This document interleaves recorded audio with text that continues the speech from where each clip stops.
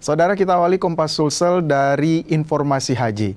Setelah sempat alami keterlambatan selama 5 jam, jemaah haji asal Kabupaten Goa dan Sopeng, Sulawesi Selatan akhirnya tiba di Asrama Haji Sudiang, Makassar.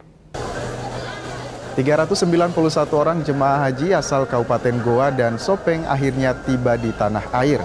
Jemaah haji yang tergabung dalam kloter 6 Debarkasi Makassar ini awalnya dijadwalkan tiba di asrama haji jam 9 pagi, namun karena adanya keterlambatan, jemaah baru tiba di asrama haji Sudiang pada pukul 2 siang.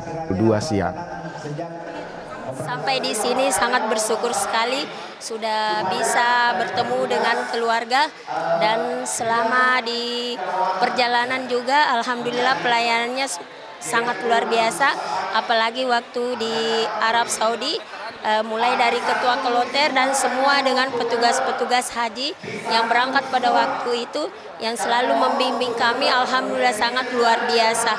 Jadwal ini sebetulnya tentatif, ada juga jadwal maju, ada yang mundur. Ya, kalau kemarin kan kebanyakan maju jadwalnya, dijadwalkan jam 22.30 kloter awal, ternyata dia mendarat di 21.30. Ini kan tergantung dari teknis dari Garuda Indonesia ya. Ya, ini besok juga kemungkinan ada yang mundur di jam 3 itu akan mundur di jam 11 siang.